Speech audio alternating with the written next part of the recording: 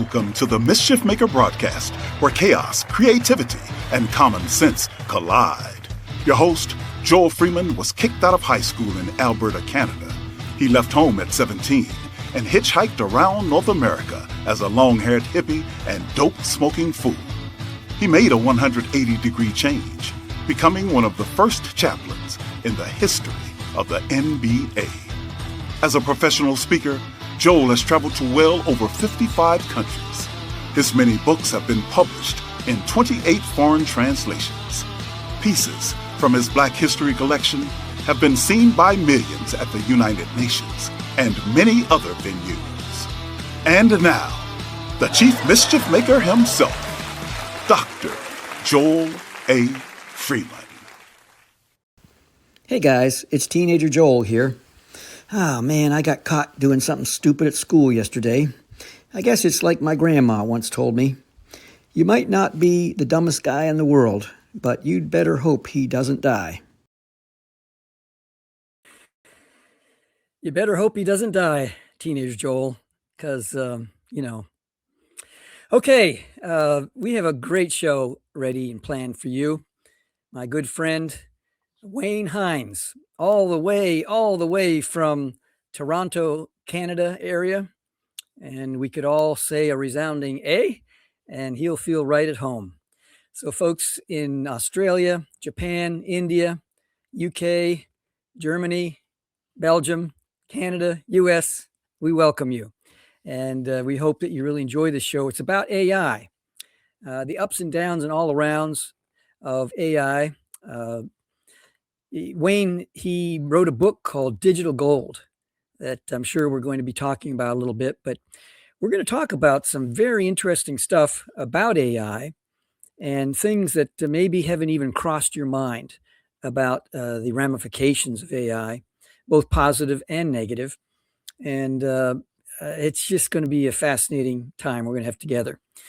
But first, we're going to, I just want to say, go up to the QR code and a little housekeeping business.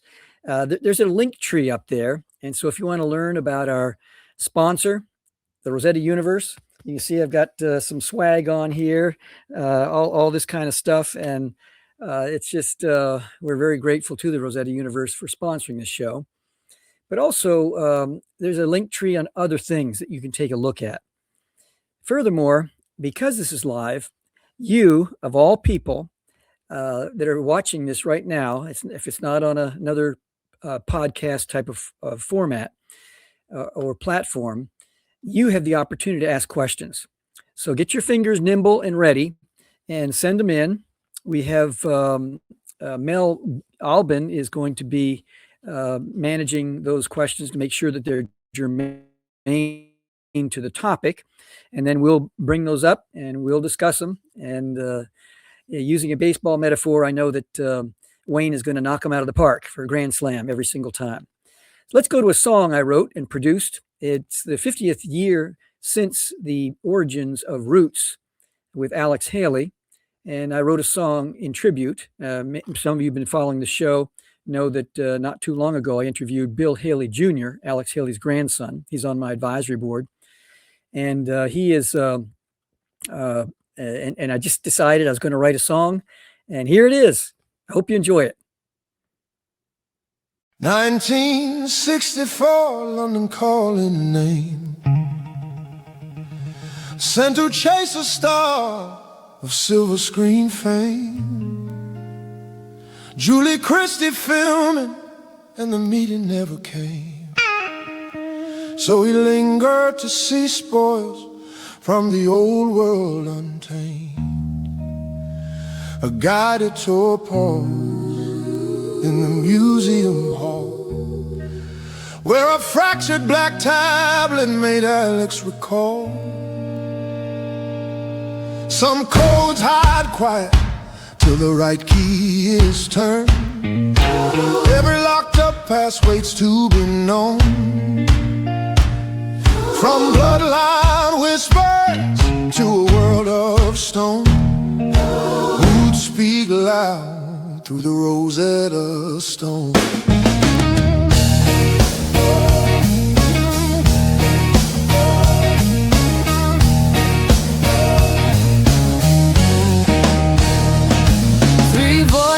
card from a distant time.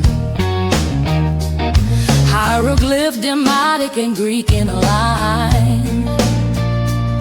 Champagne, listen where others guess. Let the known words lead them into the rest. Secrets unlocked, Egypt became the trend. What was sealed by time came alive again. 30,000 feet on the flight back home. That stone kept tapping in his mind like a drum. Kinte said his name, cold strummed the tone. Can be Bolongo where the deep waters run. Fragments of language, broken but strong. A map in the music of a mother tongue. Some codes hide quiet till the right key is turned. Every locked up past waits to be known. From bloodline whispers to a language on stone. Roots speak loud through the Rosetta Stone.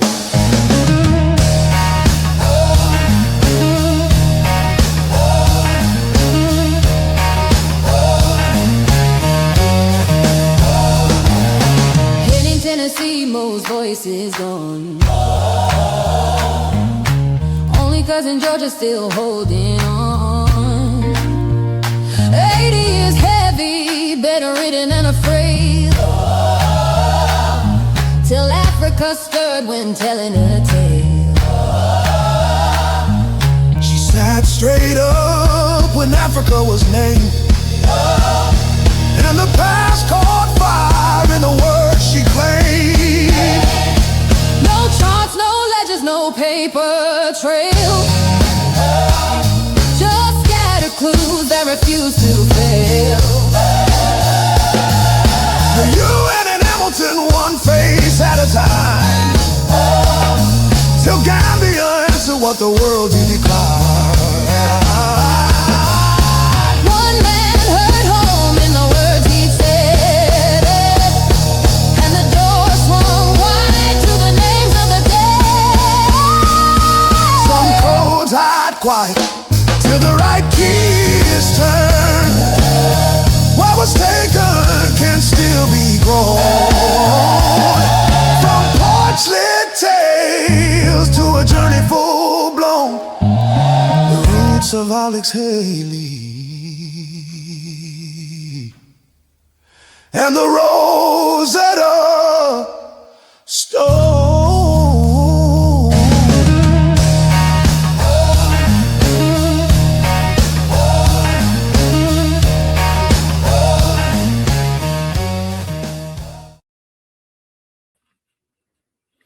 Well, that's Roots, Alex Haley, the Rosetta Stone, a song I wrote, I guess, probably about 4 or 5 months ago. I labored over it for months.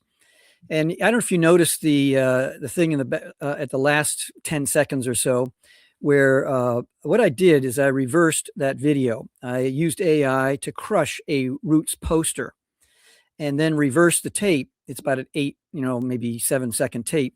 I reversed it to make it look like the Rosetta Stone was bringing it to life. And I hope you enjoyed that little visual, whatever, I don't know. But that's part of what we're talking about AI does amazing things. And that, is minuscule compared to what we're going to talk about today.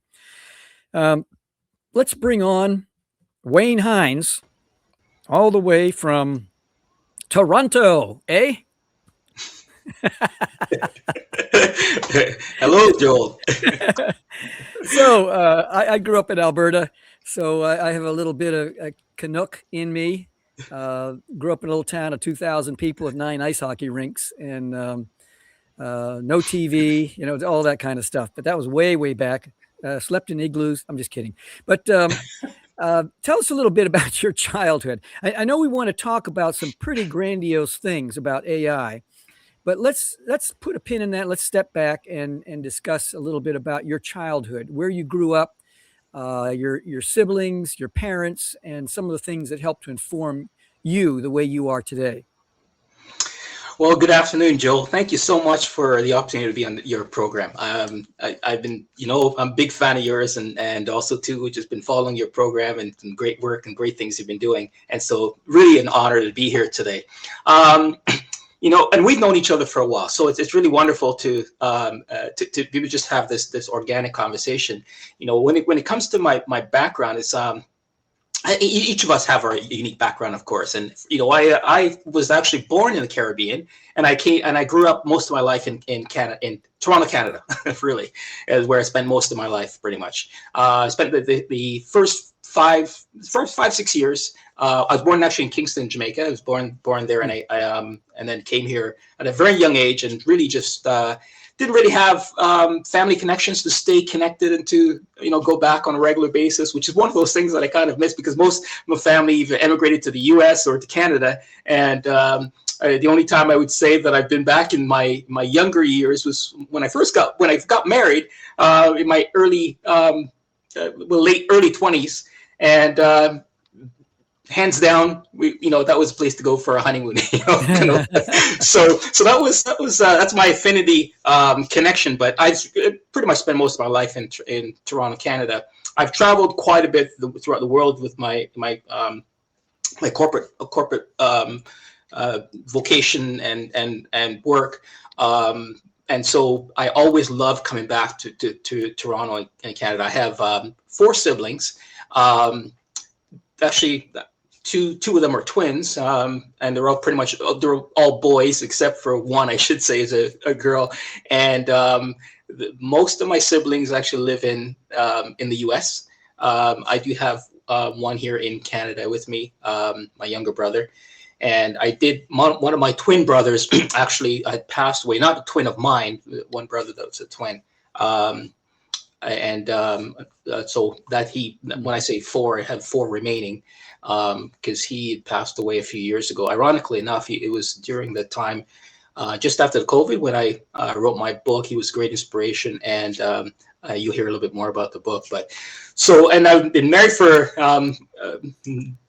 too long that I could mention, and have 5 kids, and now on a new journey, self-discovery on my own in recent years. So that's another part of my life that has been really transformative. In this past few years since COVID, with a number of changes in my life, including this new journey I'm on with publishing and writing, and my book and technology and so on. But I've been in the technology space for quite some time, from my university days. Went to computer science university in Toronto, metropolitan Toronto. And that was my first love, my second love. My first love was actually art, the creative arts, and drawing specifically. And I was, so much in love with technology that I figure, look, you know what? That's the way the future is going to be. Let me make a switch, and I'll park my art skills, what little I had back then, and love for that, and I'll just go all in on technology. And I've been in the space ever since. And so that's a little bit about my early years to where it brought me to where I am now today. So you said your twin brother passed away? Yeah, I have I had 2 brothers that are twins. They were older. Okay. And one was living in the U.S., still lives in the U.S., and the other was living here. And unfortunately, he passed away suddenly. He'd gone through a bout of cancer, which was quite devastating. And he had came back to the family. He was kind of estranged from the family for a while, and he came back to the family, and we had a couple of years to he went into remission. Cancer went into remission, and we had a couple of years with him to really reignite and and mend bridges, and just having a great opportunity to just celebrate monumental events, birthdays, Christmas, and Thanksgiving, so on with him. And so we had the 2 years after anyway. So that was, thank God for that 2 years, because I think that helped to to bridge all the years that we were apart. When did you first become interested in technology and the future? And was there a specific person in your life, a teacher, parent, next door neighbor, someone who influenced you in that direction? I write about that in my book. And here's the interesting thing is that I actually, I alluded to that at the beginning of the intro here, is that I got into technology at a very young age. I had my first love was art. I mean, when I say I first love, I used to look in the mirror and draw, and myself, and I used to draw nature and all these things. And I love drawing, so I thought art was going to be my future. But when we were in high school, specifically around grade 8, grade 9, computers were being introduced into the schools, and we just had a computer lab, and we were one of the few schools that had that opportunity to be able to practice and play around with those computer labs. And I'm dating myself a little bit here, with the diskettes, the computer disks. And so I remember we had to do this project, and this project was, it was a lab. We get lab time to work on the project, the computer project. And my partner and I chose to. Actually, I was really, excited about what was going on at that time with databases and Microsoft, and I said, you know what, let's. And I had just bought a Denon. Again, I'm dating myself. A Denon music receiver, and it had the latest technology in it, which was a chip, and that chip was to help enhance the audio sound. Right, with technology and so on. And so it was really a game changer to the music industry. And so I decided with my partner, together we agreed to, let's take a look at and do a project around the chip being placed in sound system and whatever else it could go into. And you know what, I really fell in love with the whole research and the technology of beginning to see where this could go. Right, that that chip could potentially go into so many things. It was just one of those things. I personally call it my God download. A spiritual divine download. And we had a great presentation, and we knocked it out of the park. To use your phrase from earlier. And really did a great job with the presentation. That's when I realized, technology was the future. And I parked my interest in the arts, knowing that from a economic perspective, technology was the way of the future. And so I decided I was going to go to university for computer science. I was going to, and everything after that, I was really just around my whole technology interest, and I just love that space, and I've just been seeing things morph and rapidly change. In some ways, kind of had some sort of insight into where things were going technology-wise in the future from back then. Wow. Now, how would you explain to someone about AI, the current state of AI, to someone who thinks it's still a futuristic concept? Very good question. AI is here. It's now. It's happening now.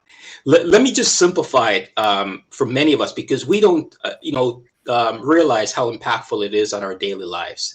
Many of us nowadays have our mobile devices, and those mobile devices we use on a regular basis, not for making phone calls or just doing a simple text. Well, the interesting thing is that if you just use a text as an example, whenever you start typing and it gives you the next word, okay, that is the game changer that brought us, that propelled AI to where it is right now. That's called a transformer. Is that fuzzy logic?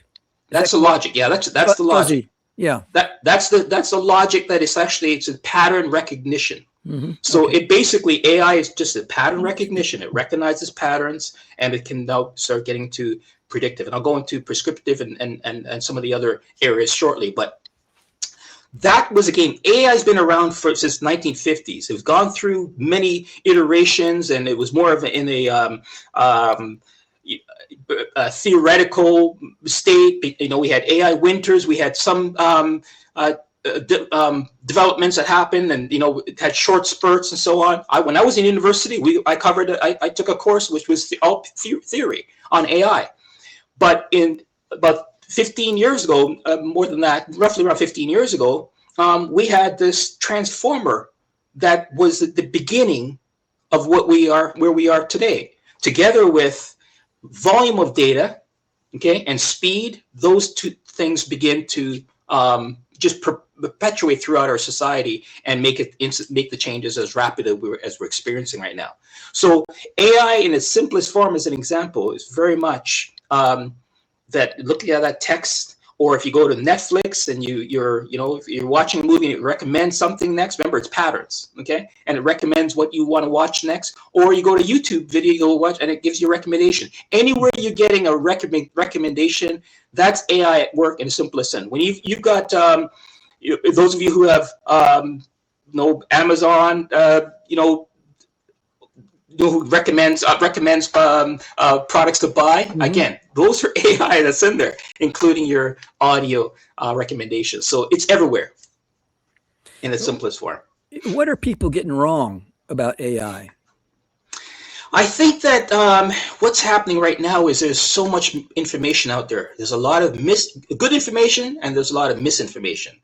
And one of the things that I think, because it's happening so fast, is that there's a lot of scare.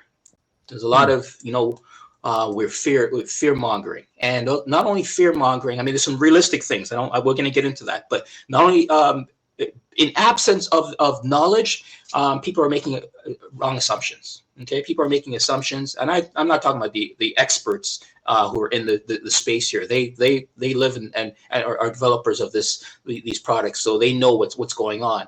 But the people who are not using it or experimenting with it are getting their information secondhand and drawing their conclusions based on that without exploring it.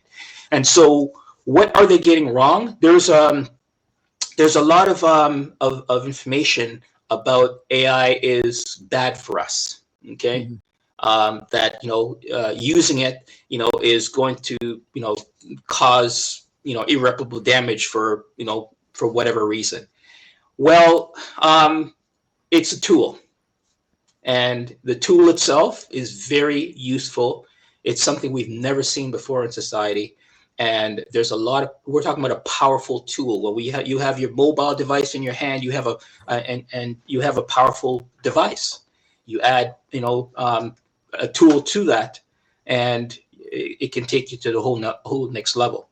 As I pointed out, it already is operating in our daily lives. So there are, I would say, what's the gap in terms of what's happening and the reality, what people's perceptions are and the reality, is probably one of the greatest areas I think that we need to close, and that comes through education and us of actually practicing and working with it. Folks, if you're interested in asking questions to Wayne, just feel free to ask those right now or anytime during the program, and we welcome that. Now, in the simplest terms possible, can you help us understand or unpack what's about to hit humanity in the next 18, 24 months with AI? Wow. Okay. So there's because of the way things are advancing at such scale and such speed, there's a lot to unpack and a lot mm-hmm. to digest. And I would say that the best analogy I can give is you have a hose of water and you're putting that at your face and it's just coming at you at light speed, like a fire hose. Yeah, fire hose, exactly. Okay, so it's that type of world we're in, and there's not enough time to really process it. The next thing is coming out. There's not enough time to really make changes as we should to accommodate what's coming. So therefore, it's a tsunami of change. So before I go into that, I just want to say that with AI, AI learns like a child, and we're really in my perspective. I think we're only really in the child stage of what this tool is right now, because it learns through the amount of data. That's one of the game-changing things that took place along with the transformer that I mentioned earlier. So we are all online, and when we're online, we're leaving our digital information and digital footprint. AI eats data. That's the food, and it learns from that. So it learns through the amount of information that it picks up online and every other and also the pushback. Let's say ChatGPT hallucinates, and then someone pushes back, says, "No, that's not right." So, oh, thank you, and it learns from all that too, right? Exactly. So just like a child, if you have a child and you teach the child to do something, and it's correct, it learns through correction, right? So it's going to learn based on what you what you tell it and correct it, and it'll make the adjustments.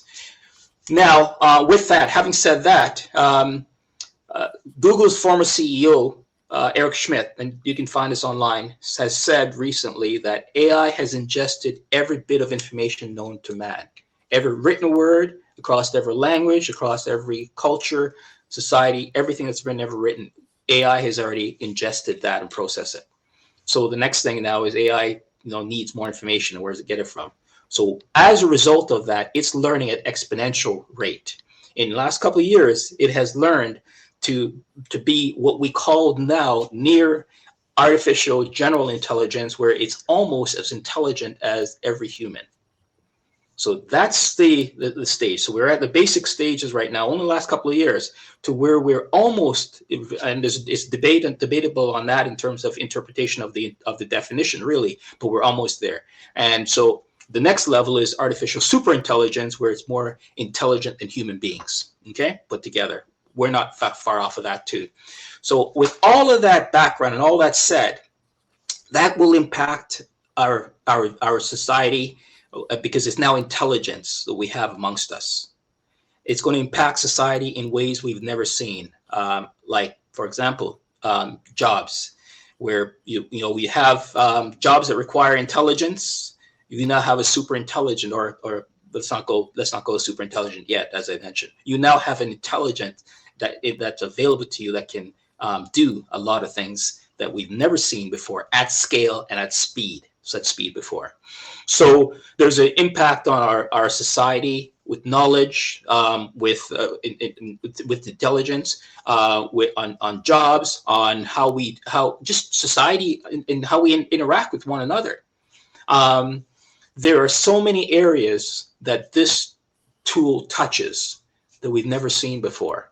And it literally is going to transform the world in a way, and challenge a lot of our beliefs because of this intelligence that we have, based on the knowledge that we've had before. But now you have a curation of knowledge, and to be able to now project, what's to come. Remember, pattern recognition, right? So it is able to recognize human patterns.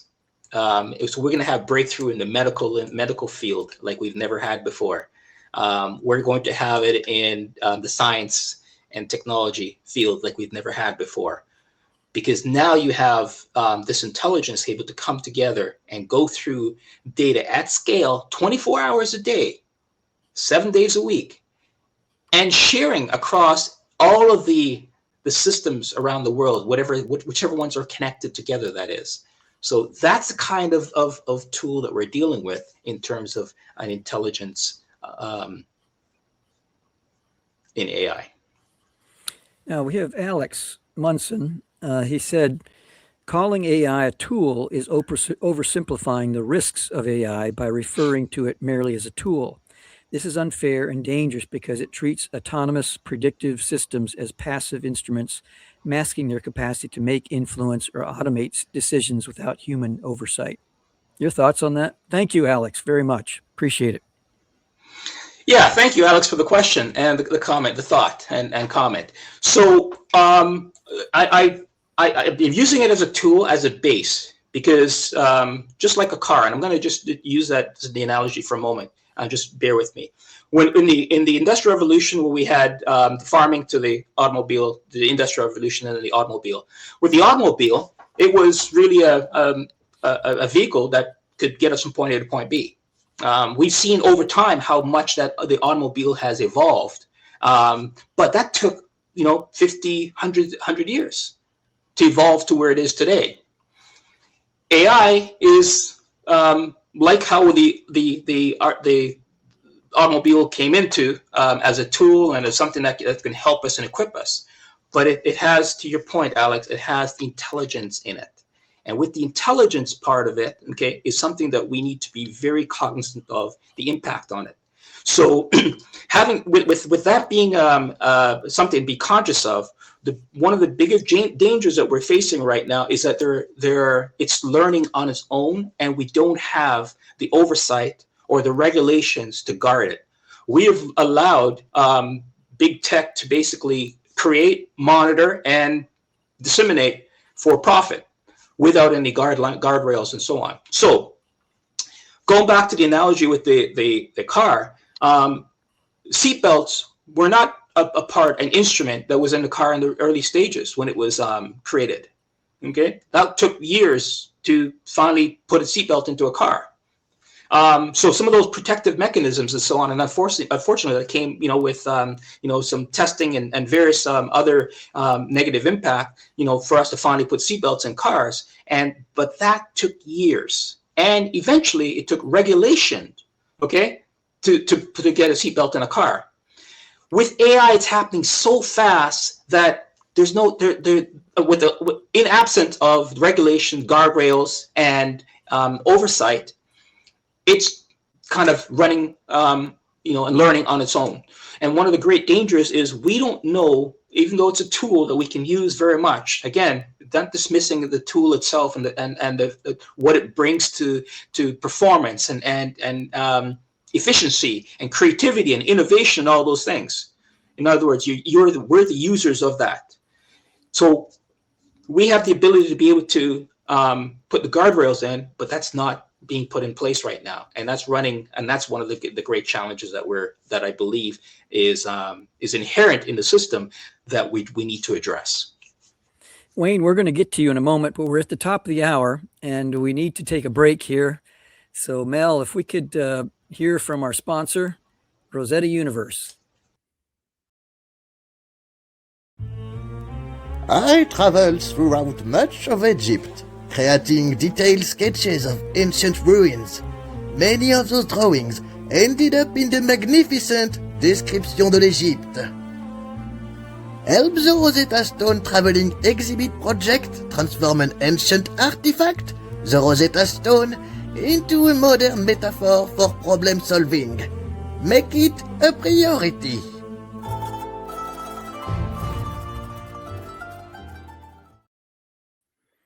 Well, that's Vivant Dinan, one of the gentlemen, was one of the savants that came with Napoleon in the Napoleonic Egyptian military campaign. And he is telling us to check out the Rosetta Universe. What I've done is I've put together a project that you can take a look at through the QR code above. It's number 1 on the link tree, or rosettauniverse.com. And also we have something, I designed this belt, which is the Jack Johnson belt. And this is just a very beautiful piece. It's something that it's actually an incentive gift. I've discovered I'm not a very good fundraiser, but I can share a belt. So if 700 people, we're only making 700 of these belts worldwide. Jack Johnson was the first black heavyweight champion of the world.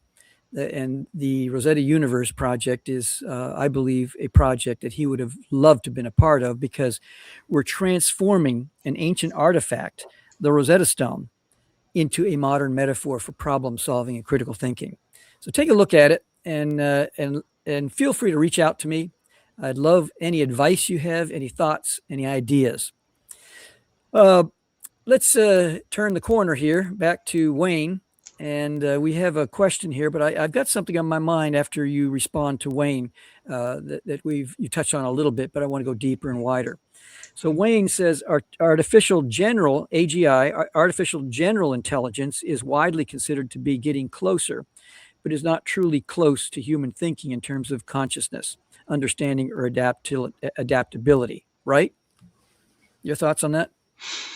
I recently heard, the artificial general intelligence is considered to be very close. And again, depending on who you talk to, because of the definition across different models. So the model is a terminology that's referred to by the large language models that are out there by Anthropic, OpenAI, which is owned through ChatGPT, and Grok, which is owned by Elon Musk. So yes, those folks have varying definitions of artificial general intelligence, and so the consensus for the most part is that we're very close. To your point, Wayne, we're very close, with some outliers believing that we're already there right now.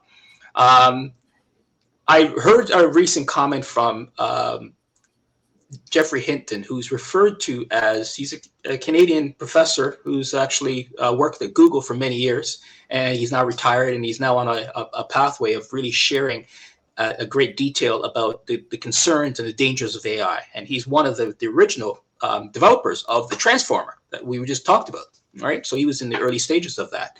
And his belief is that AI is conscious.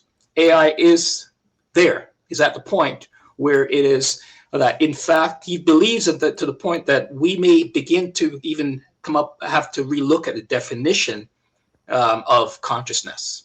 Because what AI is able to do is able to assess and process information and then make some decisions on its own, which is what the key behind AI is.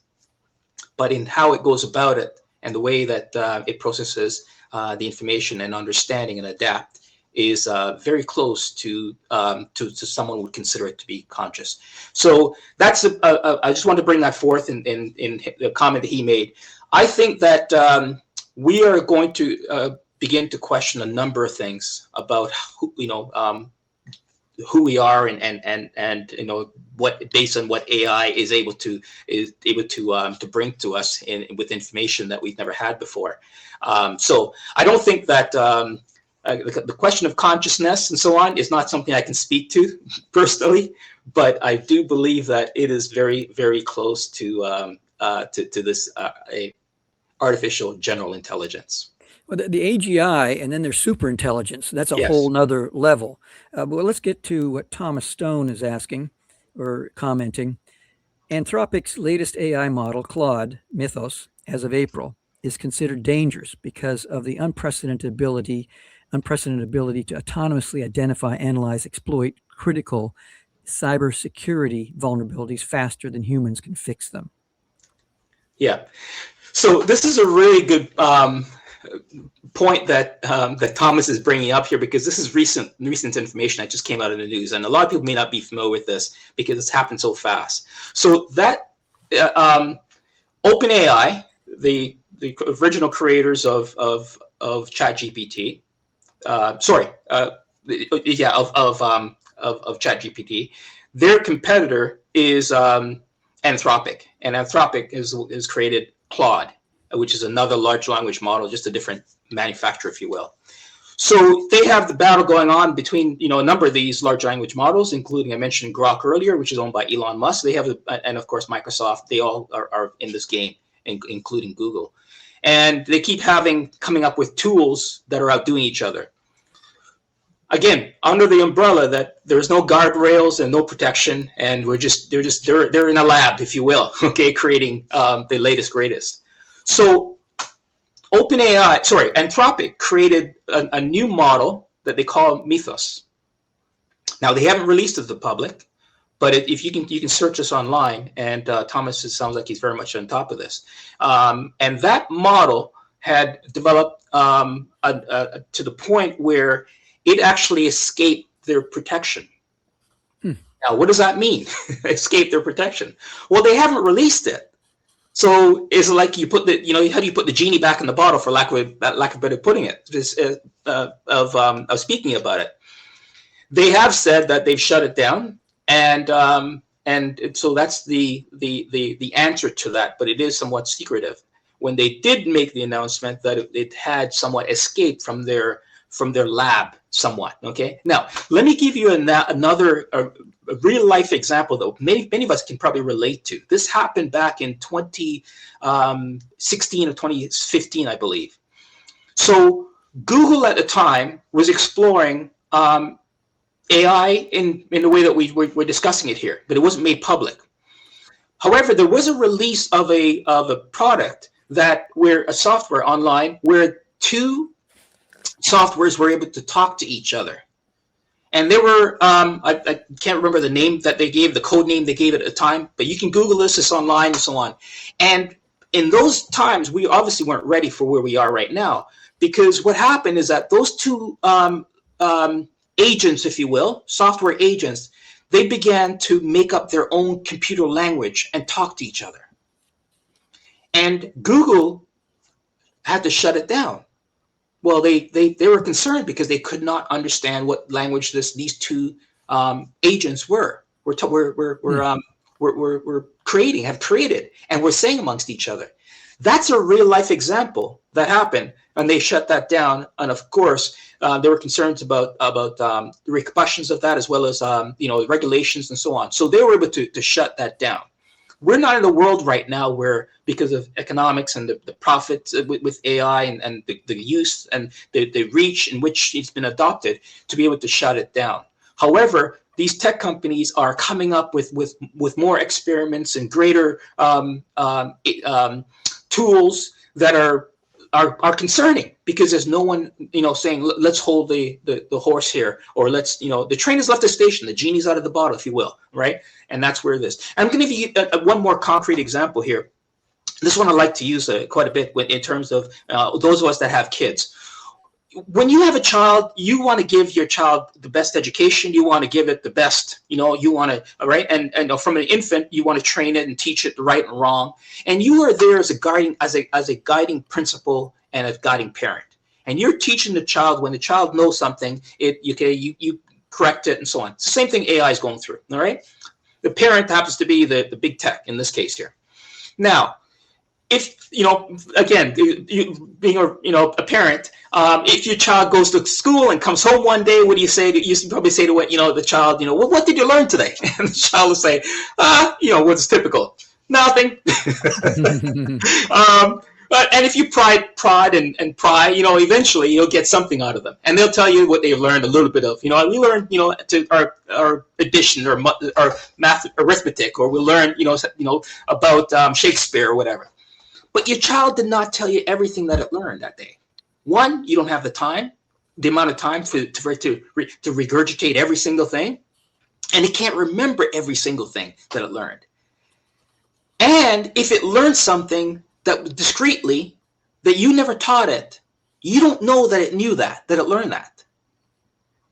That's what we're dealing with the learning model that's learning on its own. That it only knows that it knows how to learn, and it learns at scale on a continuous basis. So it doesn't have to tell us what it knows unless we're prodding it, and that's where the scale at which this tool, as I referred to it as, artificial intelligence, has an built-in intelligence to learn things that we've never been exposed to or can think of. But how do we go about extracting that is the dangerous, and how do we go about putting a pause on that? So those are some of the things that I just wanted to just chime in there with respect to the quick development of AI.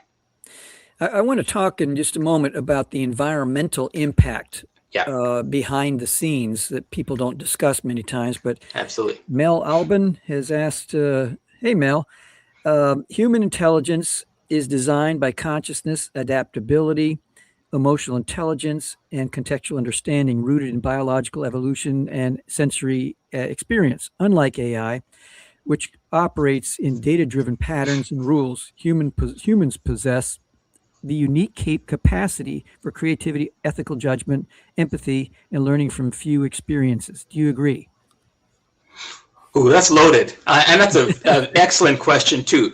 So I just read a book that I'm really, just so excited about, because it gave me a great deal of, don't have much background in biology and so on, but it gave me an understanding of our biological makeup.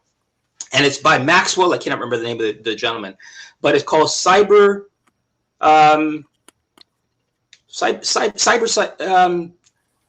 it'll come back to me. Cybernetics. Cybernetics, yes. Yes. Okay. Yes. And it talks about us being a machine. It doesn't define us as a machine. It says the way in which we're engineered, divinely engineered, is that our bodies and our minds and the way we're connected and so on operates very much with patterns, giving off data. We have, and I'm saying this because when I read that book, I realized, oh my goodness, there's data everywhere in our universe. We are constantly giving off data. We are constantly processing data. So as humans, that's why AI is mimicking us. It's learning from us. So, and when I wrote my book, I just quickly mentioned, when I wrote this book, Reclaiming Digital Gold, all about how our personal data is transforming business and society. In that moment, I had a connection that I never had before. Wow, we as humans are walking data. So biologically, we give off energy. We have, right? And you can measure that energy. You walk into a room, there's temperature. That temperature, thermostat is picking up the data. When if there's to go to the doctor and we give blood, they're analyzing what? Data. Our DNA is made up of what? Data. Their entire universe is composed of information. That's what data is. Data everywhere.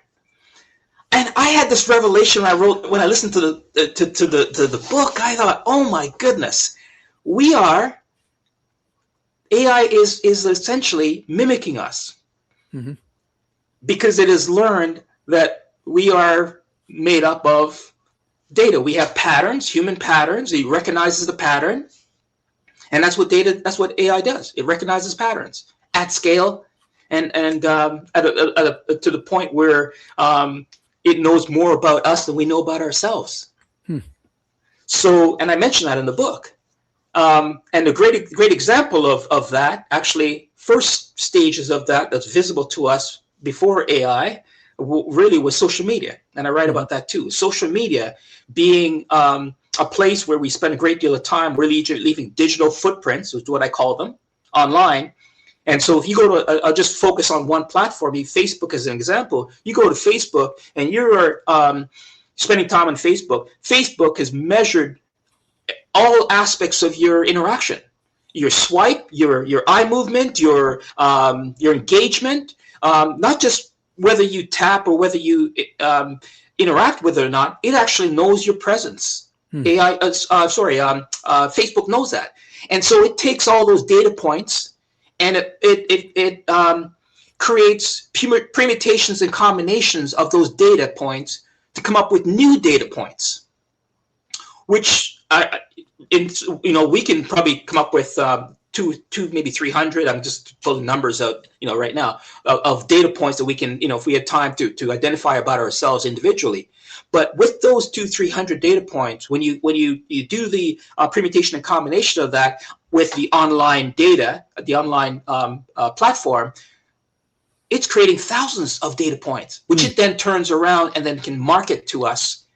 Sells to that as information to market to us. So this point about us being, yes, we're human. Intelligence is defined, by our consciousness and adaptability and, emotional intelligence and contextual understanding rooted in biological evolution and sensory experience. Absolutely. But so is what AI is able to pick up because it is mimicking us in many, many ways. Juan asks, thank you very much. Juan Sanchez, can AI have a concept of suicide based on current technology and discussions of the subject. AI cannot commit suicide in the human sense because it lacks consciousness, sentience, of the capability to feel pain, depression, or a desire for self-termination.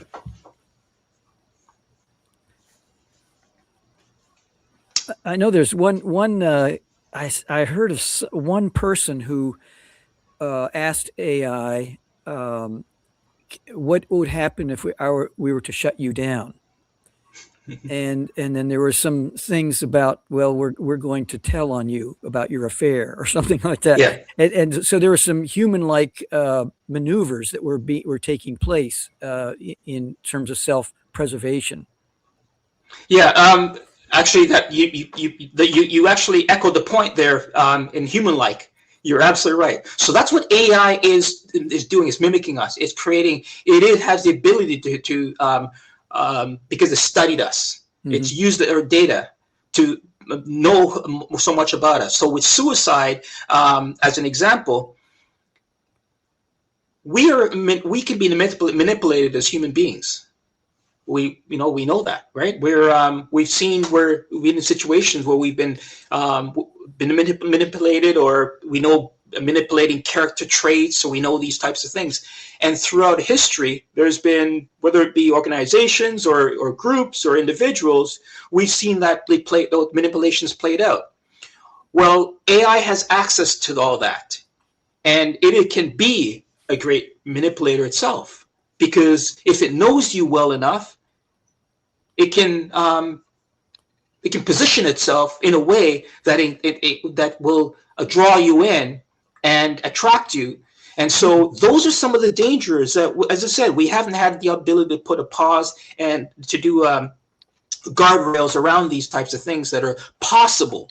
Not to say that, right, that, those are inherent in the system, or they're being put in there intentionally and so on. No, this tool is learning. It's constantly learning. And because we don't have the time of knowing what it knows, whether it be, a pause, or whether it be the guardrails to say, make sure this is in place. Unfortunately, these are real possibilities, because it may not have a conscious that we're aware of, but it has certainly the ability to be able to assess very clearly the human condition and choose, because it makes a decision, right? So if that decision is outside of human control, a human saying, this is what I want you to do, one of the things that was in the news recently is with Anthropic.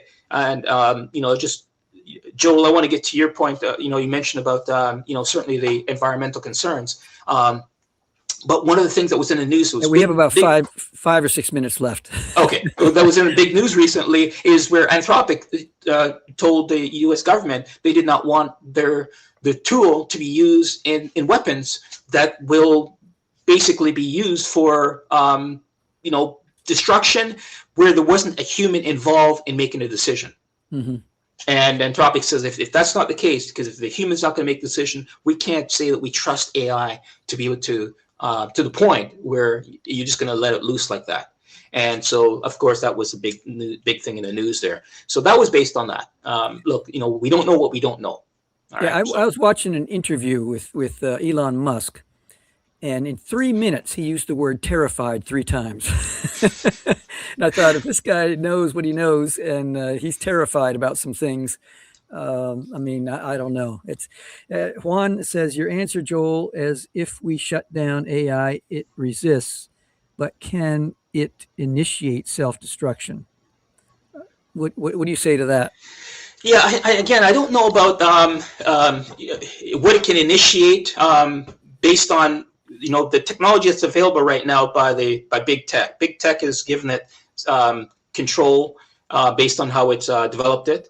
And big tech certainly has power to be able to, if given the ability to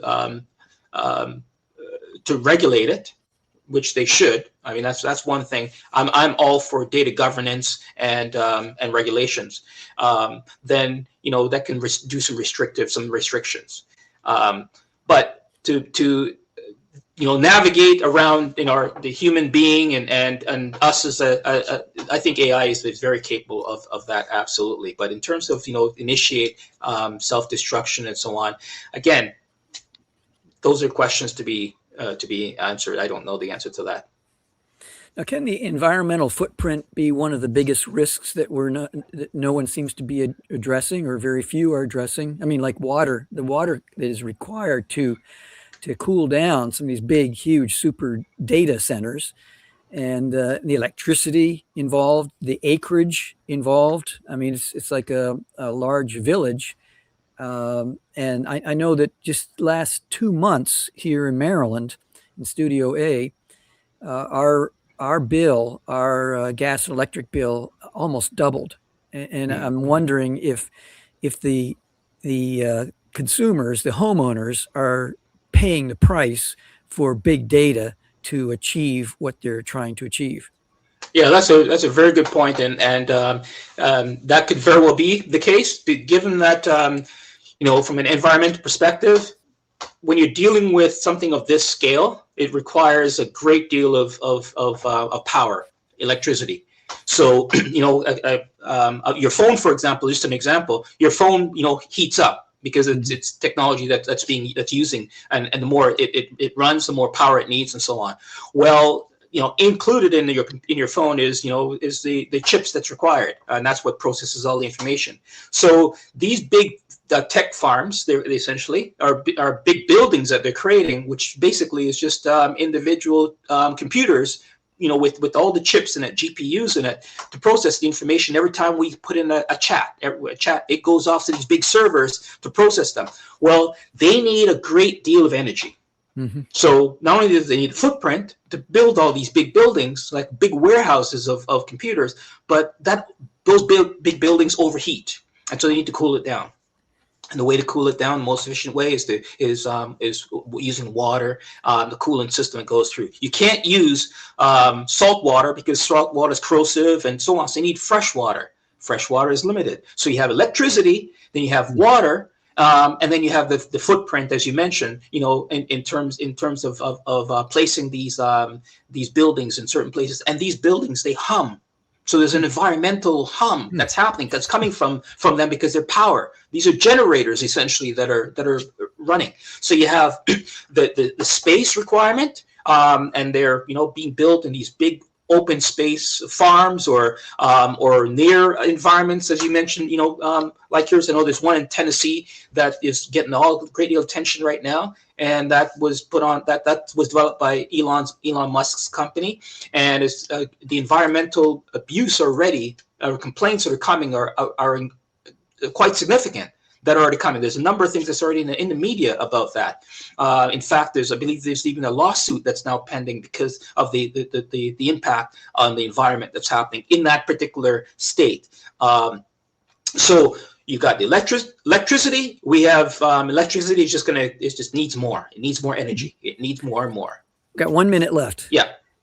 What jobs? Let's say there's a young man, young woman watching this show.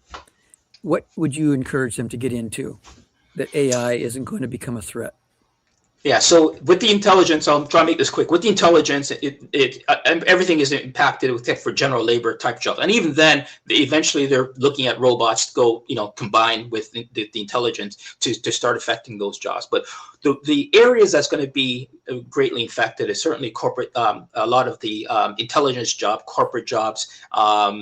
Where I would say is the young people and any of us who's interested to be in is really in the area of knowledge. Okay, being able to use the knowledge, that is being creative, being innovative, a community, creating communities. A lot of the things that we came away from, I believe we're going to go back. The humanity, I think, those are the things. Serving humanity. That is where I believe the future is really going to be as it relates to AI. Is essentially, some people have said AI is going to be like the new internet.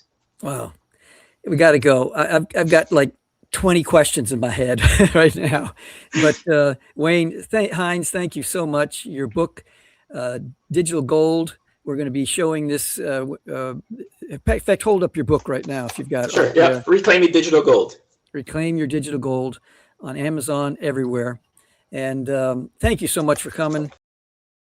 You have just experienced another episode of the Mischief Maker broadcast. Hit the subscribe button. Connect at chiefmischiefmaker.com. Thanks for coming along for the ride.